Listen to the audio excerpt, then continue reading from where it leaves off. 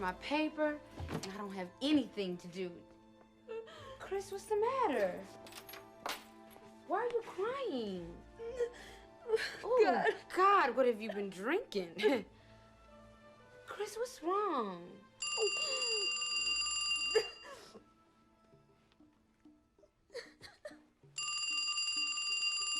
Hello? Can I speak to Kristen, please? Who's this? Billy? Billy who? I don't know no Billies. Yeah, I just need to talk to Kristen. I don't... You want to speak to Kristen? No. She's not here. And even if she was here, I don't think she'd want to talk to you. I know she's there. I can hear her. Can you put her on the phone? Look, didn't I just tell you she's not here? Put her on the phone, you black bitch! What did you say? You heard me!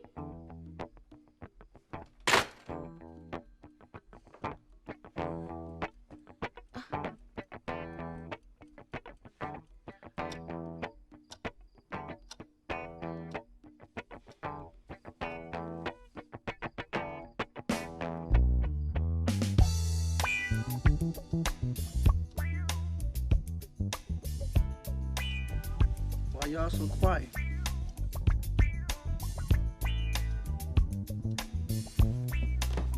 Let's go. Kick some ass, nigga. Back out! Back! Get away from him and come home with me. Hey, what do you think they make you do to get into this trap, man? You know? You don't? Bet you they make you do something, right? Like things. Crazy stuff. I do it.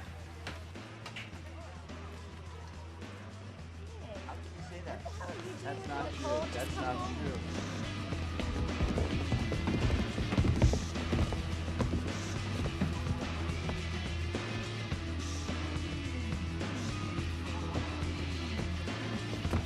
Which one?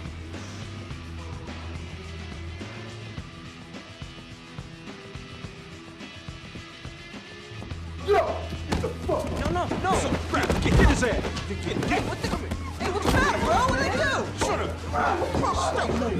Shut up! Come on! Ow, man, let me go! Chad, what's up with these guys, man? Call security now! Get it, Brent! Shut the fuck, man. You just What put did my I do? boot in your Come on. fucking mouth.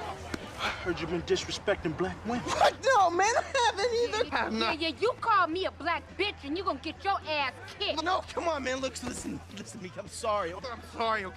Apologize to her. I'm sorry. Look, I'm so sorry. Yo, fuck that! We need to just bust this shit! No, listen. Come on, please, man, please. Shut up. Here's what I want you to say. I want you to say, I apologize. Beautiful black woman, mother of the earth, queen of the universe. I'm sorry. I apologize, black mother of Get the it right. universe. Yeah, get it right, Oh, man, I pussy. can't remember all that. I'm sorry.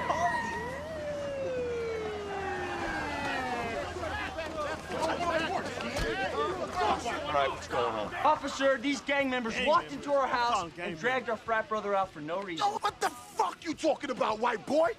What the fuck you calling gang members? You know we go to school here, too? All right, Nigga, shut the enough. fuck, come over there and rip your ass off them stairs. Don't I know you?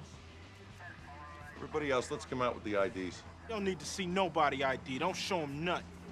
Wait. Everything's okay now. I mean, this was just a little misunderstanding. We're cool now, right? We're cool, right?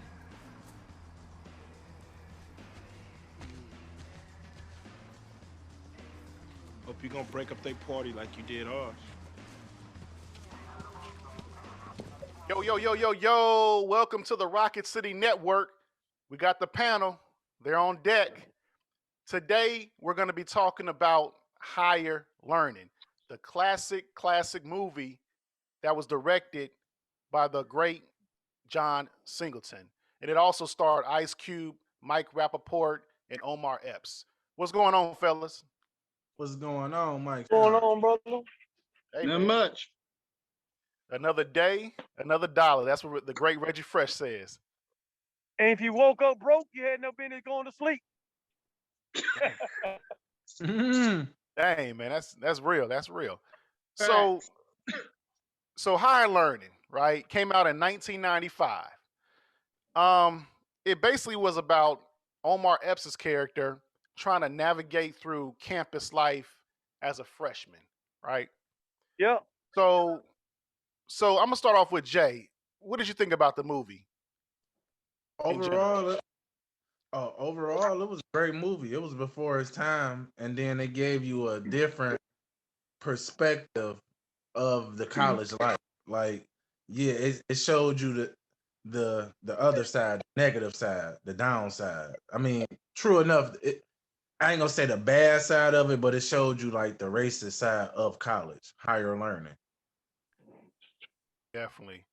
It also touched on sexism, and as you said before, racism, economic statuses of different college students. That was another point. James, what did you think about it?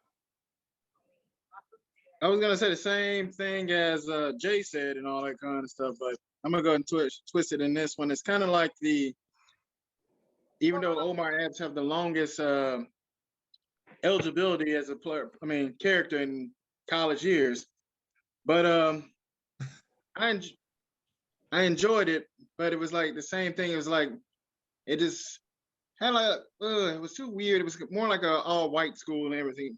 I would say PWI. Yeah. The dark side of it. Yeah. Mr. Reggie Fresh.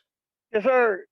What did you think about the movie overall? Man, I think it was pretty cool, man. But the racism was in it, and as a black guy going to college, you got to know how to maintain and learn at the same time and deal with the racial slurs and stuff like that. So, but it does make you and stuff happen in real life is what I'm getting at. The same thing that happened in '95 is still going on right today. Right. That's powerful. So one of the scenes that I really liked in the movie was that the night before they went to their first day of classes, right? That party scene.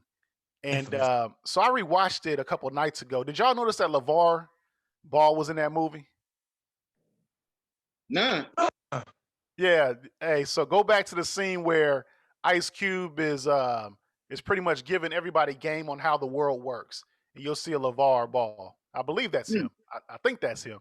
Yeah. But yeah. So in that particular scene, if you guys do remember, Remy, who later became the skinhead in the movie, the main antagonist, he was upset, right? He said he had school in the morning, and he told Fudge this, which is Ice Cube's character, and Ice Cube didn't even care. So what he did was he went downstairs and he saw the campus security guards, and he said, "You know what, man? I'm not trying to knock or anything, but these guys, they're playing their music." And what I found kind of funny was he was using Q words, right? And these Q words, phrases actually when he said that it's like freaking Soul Train up in there, dude. To basically let the officers know that it was a black party. And so everybody knows what happens next. Party gets shut down and goes to the next scene. So what are you guys' thoughts on situations like that? That happened before. That happens if you go in suburbs and everything, and so you try to play some loud music, and neighbors will want to complain about it. But when they play the little hunky donkey music and everything else, you'd be like, "Oh, golly." But I'll be letting it go. But it's unfair. Yeah. Look, like, cause when I stayed out there in Madison, they was like that a lot, and I would say, flat out, if this dude next door can play his country music 2-3 in the morning loud as he wants to and nobody complains, so why can't I play my rap music the same way? And in the movie, in that scene, that's what Ice Cube said. and then the cop responded, "I dig rock and roll." Did y'all remember that scene or that Yeah. snippet? And I remember Reggie Fresh was bringing up that situation too. I guess he was playing his loud music at his home, and somebody called the cops on him.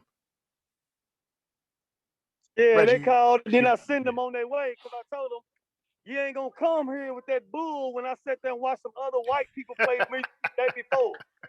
So he went on his Yeah. merry way. Yeah, See, yeah. sometimes, Yeah. in general, Mike, one is some people, you don't just like kids, they're going to do what you allow them to do. Well, when it comes to me, it ain't happening. Cause see, I'm one of them type of person that you gonna have a fight on your hands regardless. So if you're trying to mess with me, you're gonna have a fight on your hands. And what I'm saying is, you want a friend, you got a friend. You want a nut, crack the shell, cause that's just how it is.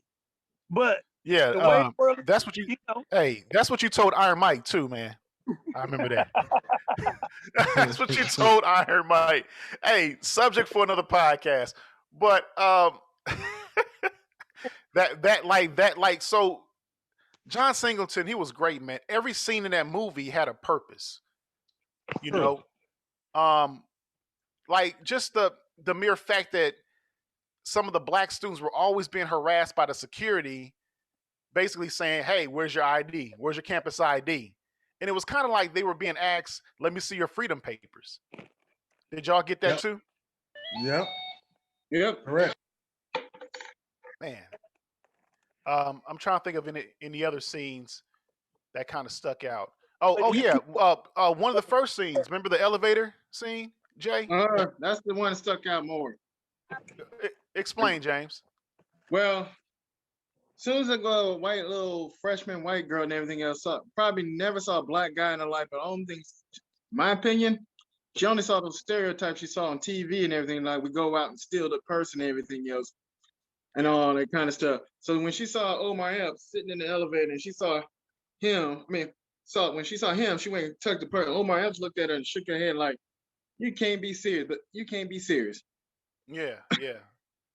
And what was so funny was she needed more financial aid than he did. Yeah. Jay, what's a scene that stuck out for you? Ooh, all of them. All of them, really.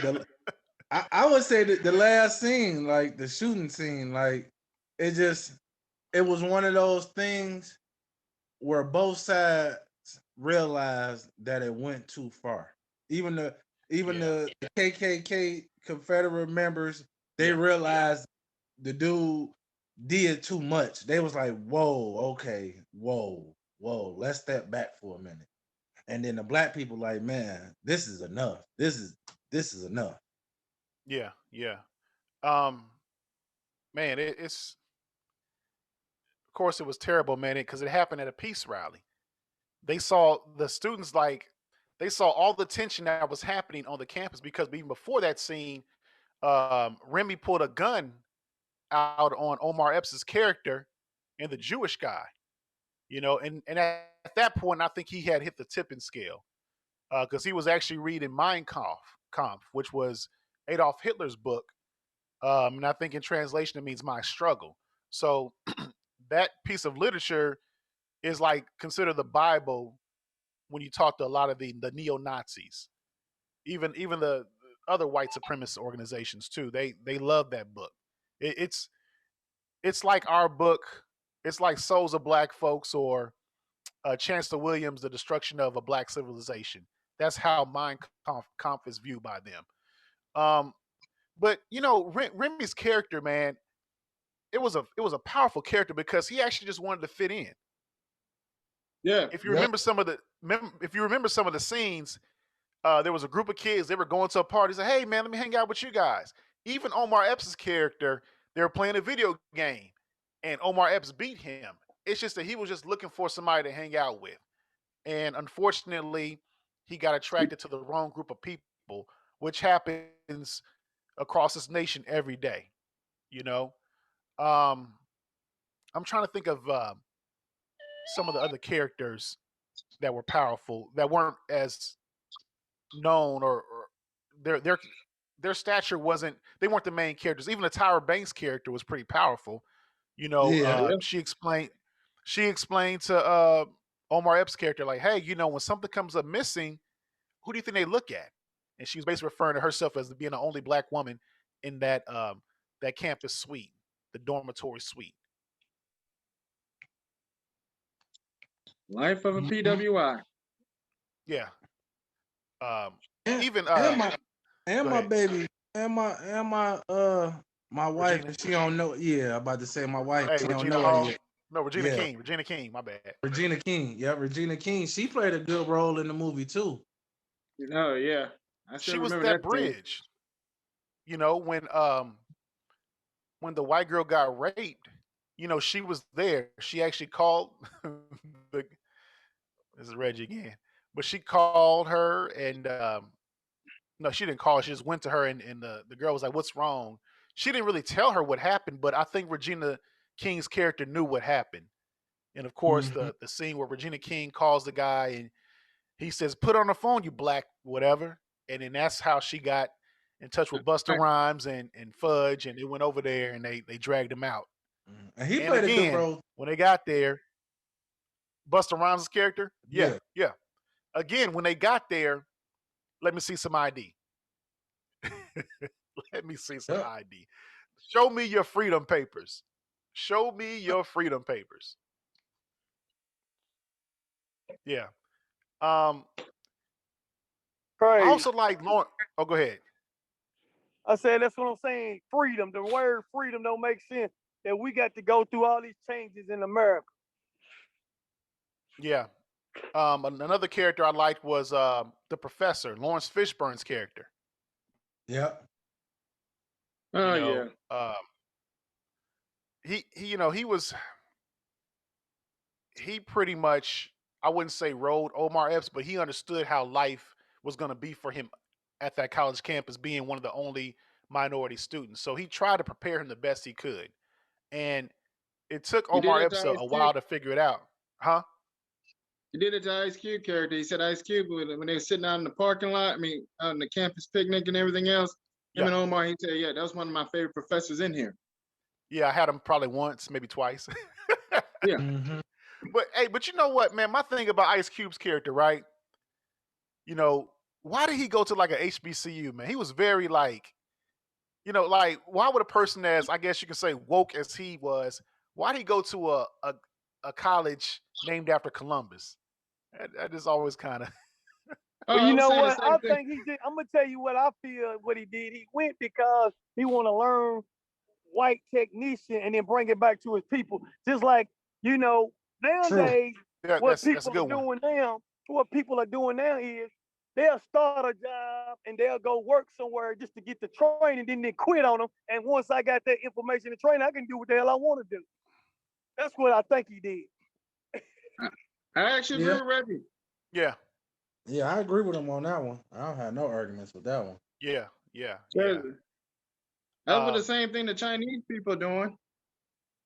I mean, in America, they come in here and learn the white thing technique. Now that's another topic, but that's the same thing. Yep. Yeah, and it kind of goes back to the scene James was talking about, where the professor was like, "You have yet learned the rules of the game," and then Fudge was like, "He will." So he, like you guys are saying, he learned how to play ball, and that's what you got to do sometimes in life. You got to play ball. True. You know, even off the racial topic about the movie, right? It just kind of showed you how like hard campus life could be. You know, having to stand up if you don't have your finances in order. You know, trying to fit in with other crowds, dealing with the possibility, if you're a woman, of being sexually assaulted. I think all that encompassed that movie to make it a great movie. You know, of course, the big factor was racism, but it just, I know for me, I think I was probably like in middle school when that movie first came out. So it kind of gave me a glimpse of how college life could be.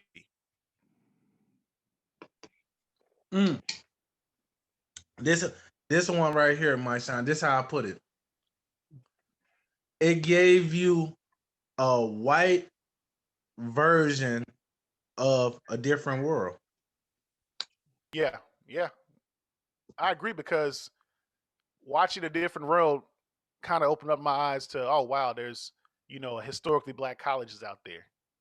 You're right. True. You're right. So watching a different world than watching higher learning, you kind of get the whole spectrum. Yeah, you got your clothes back there too. True. Yeah. Man, it's just. What did y'all think about the scene Morris Chestnut had? What the little when he was running and cussing out which ones? It's like he wasn't in there that much. Okay, he so wasn't in this was Morris Chestnut. He was it was a dry spot in his career, so he had to get what he could get. Yeah. I mean, and of course, him and Singleton, they had like a, cue. They all, from Boys in the Hood. Yeah. So his character was the like a junior or senior, and he was on that 4-man relay team, and I guess Omar Epps, he kind of dropped the ball. Yeah, I remember that part. Mm-hmm. And he went and chewed him out, and that part happened alone. But did you guys notice how that part happened around the time where Omar Epps was like actually maturing? He was listening to Fudge's character, and he said, "All you ever gonna be is a horse. Remember that? You gonna run? You're gonna be a horse." So he was becoming woke at that point. Mm-hmm. Another powerful scene was when they met up at that the food court, and they had a throwdown with the skinheads. That's my favorite part. Hey, talk about it, James. Talk about it, brother. Hey, look, I see you rocking at Hampton. Represent 757. That's Even what's though I up. remember that part so well and everything else. They had all the skinheads, had that biggest guy and everything else, and he was like getting ready to swing and everything. And they had that one big old dude look like he was probably on the football team. Yeah. You know he was. He was. Wait, James, because he's black and he's big. He was on a football team. No, he looked like he probably was, but he was on somebody's team on that on that thing. He was definitely it was like a friend, and he was ready to go and throw that like nothing happened. Hey, what'd you say, Jay? Yeah, he was definitely on the knockout squad, and he wasn't on the football squad. Hey, but go ahead, James. Because that dude look like I'd rather be on his best behavior. That dude would probably got your back, no matter what happened, but and everything else. But that was a good scene. But afterwards and everything else, the fight scene happened. That's great. But afterwards, both sides sat there and had a little conversation on both things and said like, I can't think of his name to save that character's name to save the leader of the skinheads saved my life, but I know he was I'm just gonna call him by the Mr. Wellington, because that's the one he was messing up everything out, banging bad guy in every movie. Yeah. But he told him like, hey, look here, they've been prepared for war ever since like in the 50s, because it kept on shooting each other. Are you ready to do this and all this kind of stuff? Ice Cube character was saying like, look, we're far from away from Africa. Far from away from Mother Africa. We're behind enemy lines, and Africa ain't save us. So I was like, damn, this is deep and all that kind of stuff. Well, hey, but like even before that fight scene, when the skinhead, he was talking to Remy, and he was like, "Why'd you drop out of college?" And he said, "All the gooks and towers get all the engineering jobs, right?" So he said, "We need more of our own engineers, doctors, lawyers, right?" So let me ask you guys this.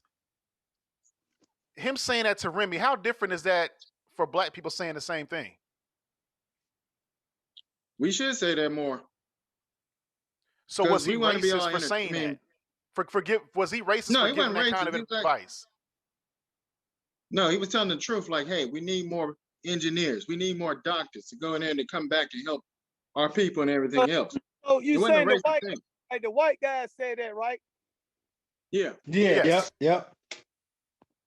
Well, then on the flip side of that, he's probably saying that the more you try to encourage black people to do stuff like that, they won't do it, and they know they won't do it. So you see what I'm saying? It can work both ways. Yeah. I mean, and like that's why the movie was so powerful, because what the skinhead guy was saying was not false. That's You see what I'm right. saying? Like Okay. so it's basically it's the same kind of advice we give to each other, right? Exactly. Or the same advice that a Jewish person would give to another Jewish person. I'm gonna feedback on that. I'm gonna feedback that on there, Mike. Yeah. See, it was a white guy and a Chinese guy working together. They said they wanted to give these 3 black guys a business without a loan, without money down and everything. We're gonna give them a whole business, right? Yeah. And what I'm saying, I'm gonna write it down in the newspaper for everybody to see, right?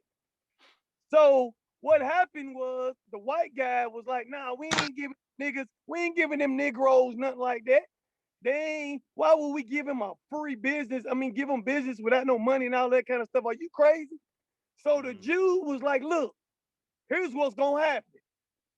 They not gonna get a loan, they're not gonna pay their bill on time. We're gonna end up taking it back from them.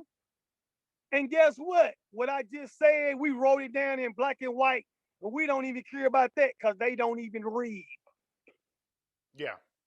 True. Yeah. But back to like the story, what he told Remy was not, to me, racist. It was just a way of uplifting him.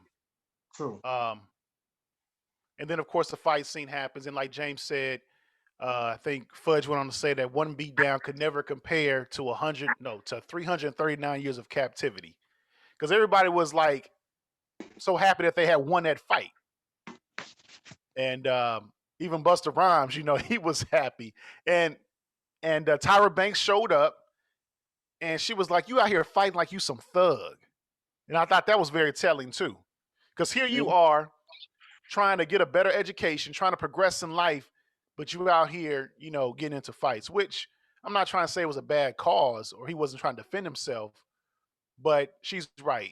And then I think he went on to say he gonna take him a semester off, and she was like, "Oh, hold up a second, taking a semester off, you gonna drop out,"